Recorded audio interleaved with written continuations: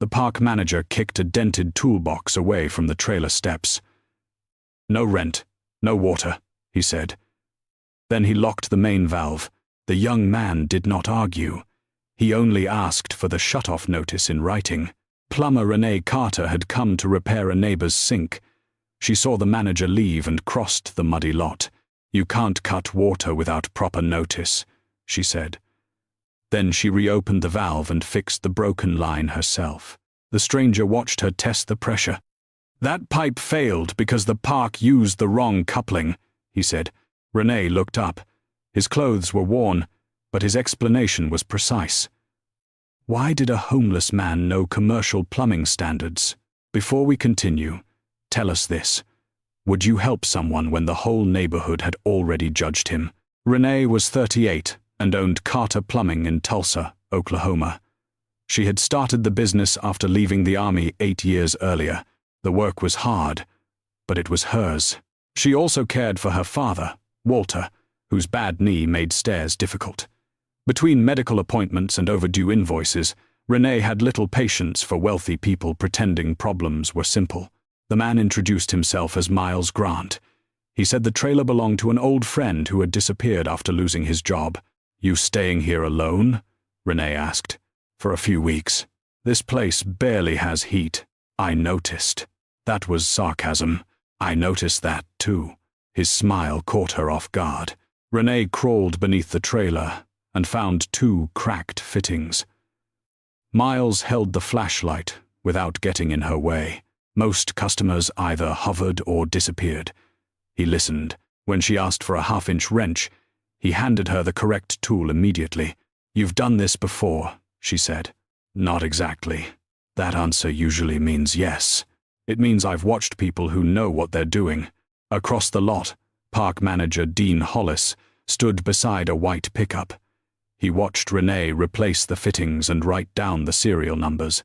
Dean had ignored 3 repair requests that month. He also worked for Crestline Communities, the company buying the entire mobile home park. What Renee did not know was that Miles Grant was really Miles Grantland, 32-year-old CEO of Crestline. He had entered the park under a shortened name after residents reported illegal fees and unsafe repairs. He planned to stay 10 days, collect proof, and leave quietly. Then Renee found a Crestline purchase order hidden beneath the trailer. It showed every repair had been billed at full price. None of the work had ever been done. Renee unfolded the purchase order on the trailer steps. The document listed plumbing repairs, roof work, and electrical upgrades. Every item showed a completion date and contractor payment. She looked around the trailer. None of this was done. Miles crouched beside her. "Are you sure? The pipes are original. The roof still leaks. That panel should have been replaced years ago." He read the contractor name twice. Grantland Property Services. Renee noticed his expression. "You know that company?" "I've heard of it." That answer is getting old. Before Miles could respond, Dean Hollis crossed the lot. He held a clipboard and wore the calm smile of someone expecting obedience. "You reopened a locked valve," Dean said. "I restored water after an improper shut-off," Renee replied. "You don't work for this park." "I work for whoever hires me." Dean pointed toward Miles. "He didn't hire you." Renee folded the purchase order and placed it inside her jacket. "Then I guess today's charity." Dean's smile disappeared. "That document belongs to management. It was under a leaking trailer. Give it to me." "No." Miles stood beside Renee. "Why were repairs billed before anyone completed them?" Dean looked at him. "You're behind on rent. You should worry about that. I asked a question, and I'm telling you to stay out of business matters." Renee stepped forward. "Residents paid fees for work they never received. That makes it their business." Dean lowered his voice. "Crestline will clear this place within 6 months. People should take the relocation money and move on." Miles's face changed slightly. "Crestline promised residents could stay," he said. Dean laughed. "Companies promise whatever gets signatures." Renee turned toward Miles. "How do you know what Crestline promised?" He did not answer fast enough. Dean studied him more carefully. Then recognition flickered across his face. "You look familiar," Dean said. Miles pulled his hood higher. "People say that." Dean walked away, but his eyes remained on Miles. Renee waited until he reached the office. "Start talking," she said. Miles looked toward the purchase order inside her jacket. "I came here because residents reported fraud. You said you were staying in a friend's trailer." "I am. That doesn't explain why you know company promises." He took a breath. "I have access to Crestline records." "What kind of access?" Before he answered, Renee's phone rang. It was her father. "Renee," Walter said. "2 men from Crestline are at the house. They're asking about you." She looked across the lot. A black SUV had just pulled in behind Dean's truck. Renee stepped away from the trailer and lowered her voice. "Dad, lock the front door. Do not let them inside." Walter gave a dry laugh. "I'm 71, not helpless. I know. Humor me." Miles was already watching the black SUV. 2 men in dark jackets got out and walked toward Dean's office. Renee ended the call. "Those men went to my father's house before coming here." Miles's face tightened. "That should not have happened. You say that like you gave someone instructions. I asked one person to keep an eye on the park." "That is not an answer." Renee grabbed her toolbox and headed toward her van. Miles followed. "I'm coming with you," he said. "No. If they work for Crestline, I may know them." "That makes me trust this even less." She drove away before he could argue. Walter lived 15 minutes across town in a small brick house near the high school. Renee found 2 men standing beside a black sedan in his driveway. Her father waited on the porch with his cane and a coffee mug. "I told them you were busy," Walter said. One man stepped forward. "Miss Carter, we need the document you removed from Crestline property." "You mean the fake repair order?" "It is company material. It also looks like evidence." The man's voice stayed calm. "Hand it over, and this ends here." Renee set down her toolbox. "Give me one reason not to call the police." The second man looked toward Walter. "Your father receives home maintenance support through a Crestline affiliate." Walter's expression changed. Renee understood the threat immediately. "You had no right to pull his records," she said. The first man raised both hands. "No one is threatening anyone. That is exactly what happened." A truck stopped at the curb. Miles got out. The men turned toward him, and their posture changed at once. "Mr. Grantland," the first man said. Walter looked from Miles to Renee. "Grantland?" Renee went still. Miles stopped several feet away. "Leave this property." The men did not argue. They returned to the sedan and drove off. Renee waited until the car disappeared. Then she faced Miles. "You told me your name was Miles Grant." "It is part of my name." Walter leaned against the porch rail. "Son, that is the kind of answer people give right before trouble." Renee held up the purchase order. "Who are you?" Miles looked at her, then at Walter. "I'm the CEO of Crestline Communities." Renee's hand tightened around the paper. Behind Miles, another vehicle turned onto the street. This one carried the Crestline legal team. The Crestline legal team stepped out of the second vehicle. A woman in a navy coat carried a leather folder. "Miles, we need to leave," she said. Renee looked at him. "They call you Miles now?" The woman stopped. "I'm Dana Brooks, Crestline's general counsel." Walter lifted his coffee mug. That cleared up nothing. Miles kept his eyes on Renee. "I came here to investigate Dean and the missing repairs. You came here pretending to be broke. I never said I was homeless. You lived in a trailer with no heat. You let everyone believe you had nowhere else to go. I should have told you." Renee gave a short laugh. "You think?" Dana stepped closer. "Miss Carter, Crestline can explain the situation privately." "No," Miles said. "She deserves the truth here." Renee folded her arms. "Then start talking." Miles told her about the resident complaints. Dean had reported every repair complete. Regional managers confirmed the numbers. Miles suspected fraud, but he wanted proof from inside the park. So you moved into that trailer, Renee said. Yes, and watched people struggle. I documented what was happening. You also watched me defend you. His face tightened. I did not expect you to get involved. That does not make it better. Dana opened the folder. The company can reimburse your time and any expenses. Renee turned toward her. Put that away. It is standard procedure. I don't want standard procedure. Your people went through my father's records. Miles looked at Dana. Who authorized that? She hesitated. That was enough. Find out, he said. Suspend access to every resident support file until we know who pulled it. Dana nodded and stepped aside to make the call. Renee looked at Miles again. You had power over this place from the beginning. Yes, you knew Dean could retaliate against me. I did not know he would involve Walter, but you knew he was dangerous enough to investigate. Miles had no answer. Walter lowered himself into a porch chair. Son, good intentions do not erase bad judgment. I know.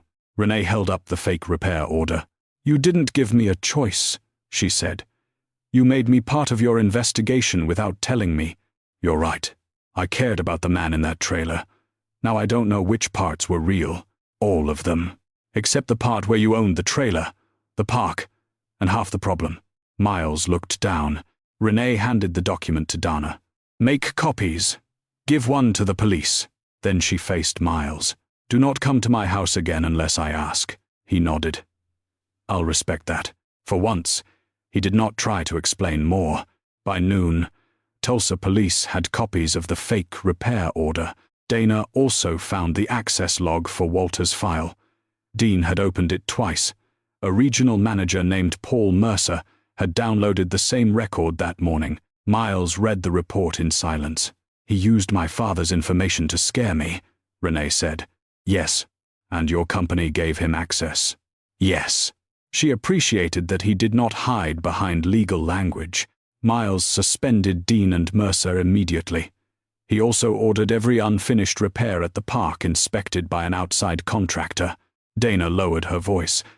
The board will want this handled internally. Miles looked at her. That is how it stayed hidden. Renee stood near the porch steps. Do not turn this into a performance for me. I'm not. Then prove it when I'm not watching. Miles nodded. I will. He left with Dana and did not ask Renee to call him. The next morning, Crestline closed the park office. Independent inspectors moved from trailer to trailer, checking pipes, roofs, and electrical panels. They found 31 false repair invoices. 7 trailers had unsafe wiring. 4 families had paid illegal water fees.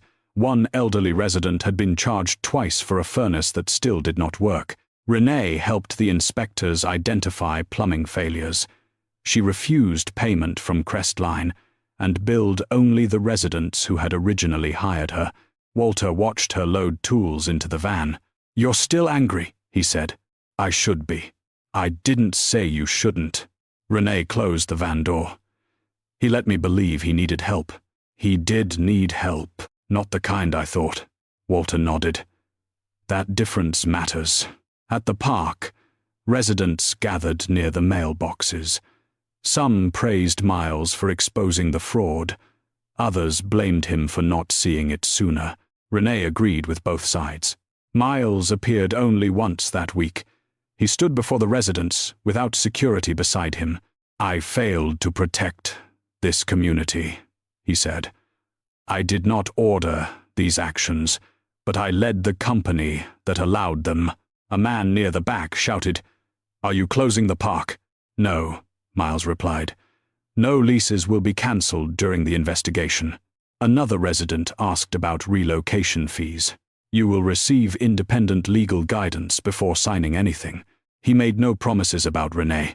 He did not look toward her for approval. When the meeting ended, Miles walked past her at a respectful distance. Renee watched him leave. For the first time, he was doing the right thing without asking her to reward him. 3 days later, Miles returned to Crestline headquarters in Oklahoma City. The board wanted a private settlement. They proposed firing Dean, blaming Mercer, and closing the investigation within a week. Miles refused. "This was not one manager stealing money," he said. "Our system rewarded completed invoices without confirming completed work." One director leaned back. "You are exposing the company to lawsuits." The residents were exposed to unsafe wiring and broken pipes. "That is what insurance is for."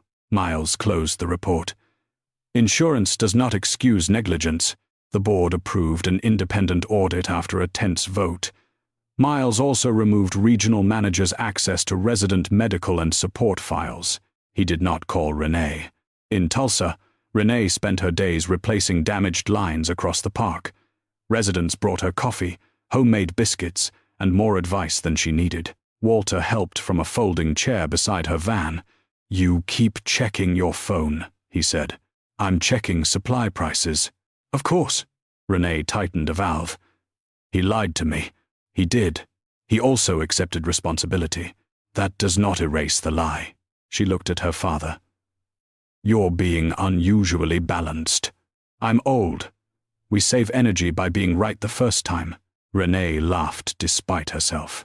That afternoon, Dana arrived without Miles. She carried copies of the audit order and the police report. "Mr. Grantland asked me not to contact you unless necessary," Dana said. "This concerns your father's records." Renee read the documents carefully. Crestline admitted that Walter's information had been accessed without a valid business reason. The company had reported the breach and offered identity protection through an outside provider. "No settlement agreement?" Renee asked. "No. No confidentiality clause?" "No." "Good." Dana hesitated. Renee looked up. "Why?" "He does not want company power used to influence you." That mattered, though Renee did not say so.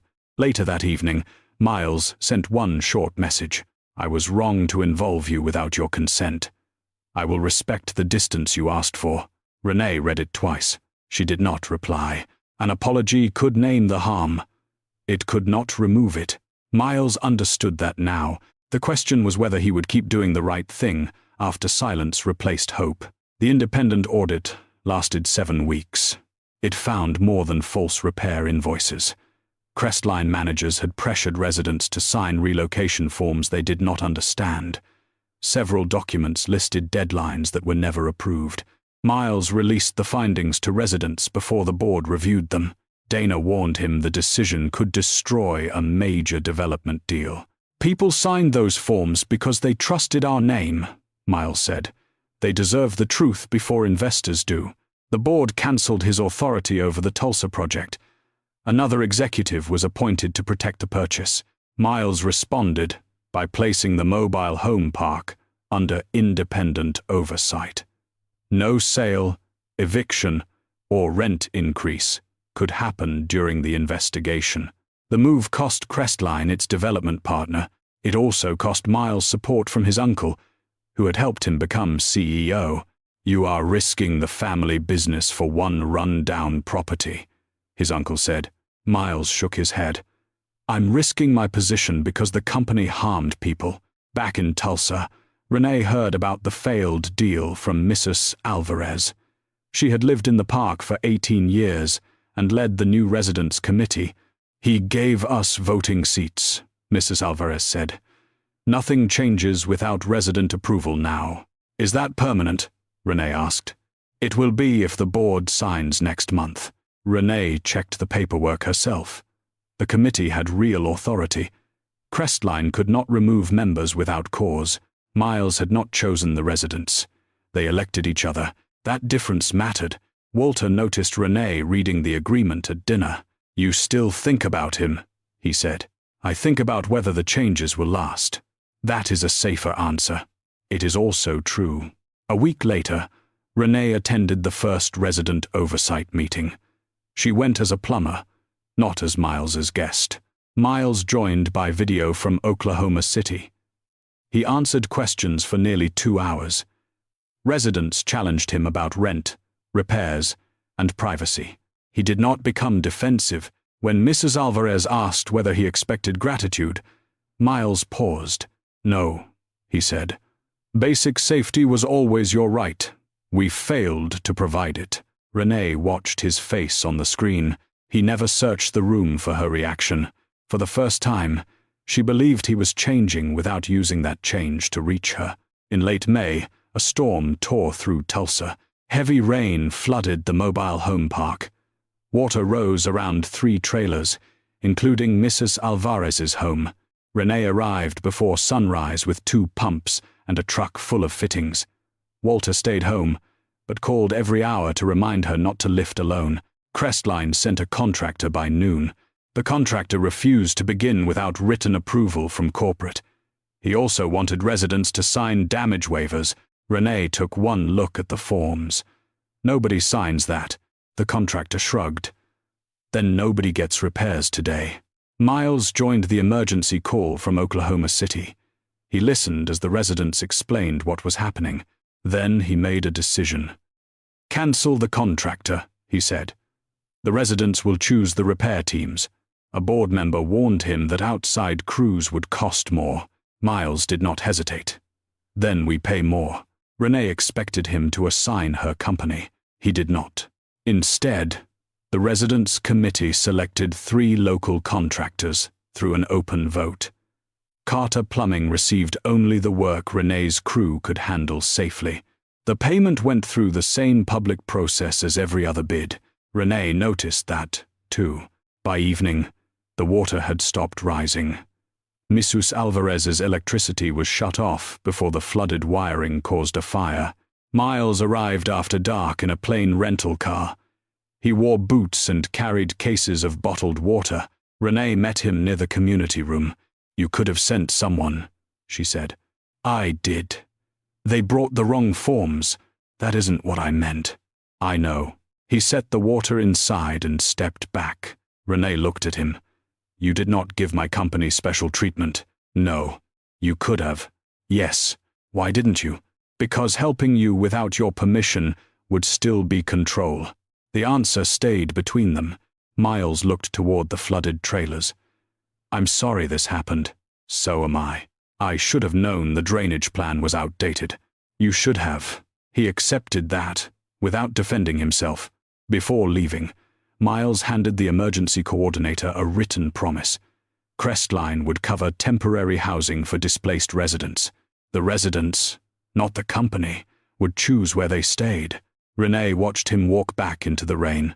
For the first time, she saw a man using power without using it to make himself important.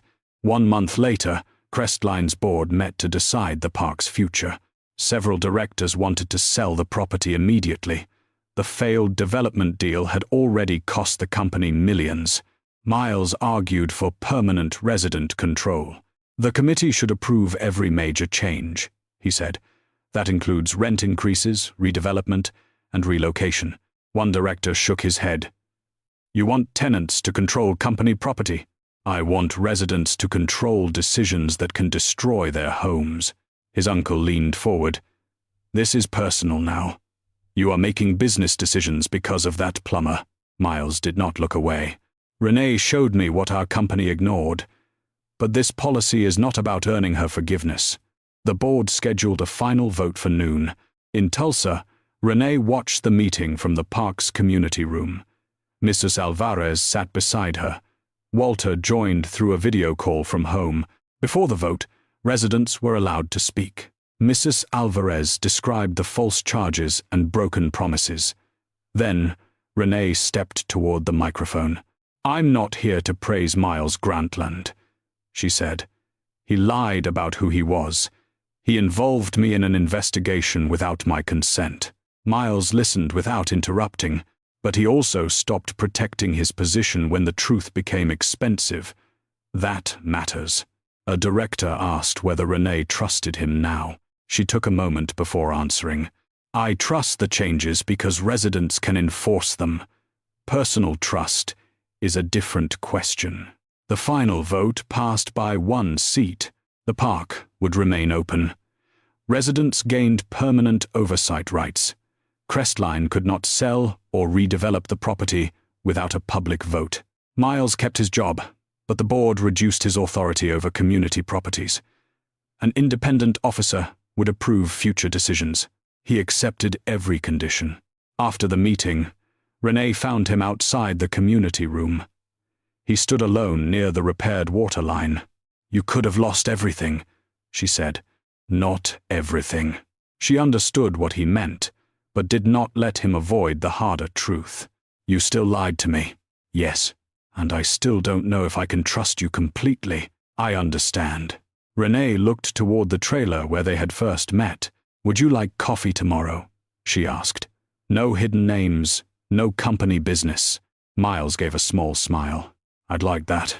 It was not forgiveness. It was the first choice he had finally allowed her to make freely. The next morning, Renee met Miles at a small diner near the river. He arrived alone. No driver waited outside. No company phone sat on the table. "Still Miles Grantland?" she asked. "All of him," he said. Renee ordered coffee and biscuits. Miles chose eggs and toast. For several minutes, they talked about Walter's knee, Mrs. Alvarez's garden, and the park's repaired drainage lines. Then Renee set down her cup. "I need you to understand something," she said. "I did not walk away because you were rich. I know. I walked away because you let me care about a man who was missing half his truth." Miles nodded. "You had no way to choose me honestly." "That's right." He did not reach for her hand. He did not promise that he had changed forever. "I can only prove it over time," he said. "And only if you decide to stay long enough to see it." Renee studied him. "This is not forgiveness," she said. "I know. It is one cup of coffee. One honest cup." A smile touched her face. "You're learning." They left the diner without promises about weddings, forever, or easy trust. They agreed to meet again the following Saturday.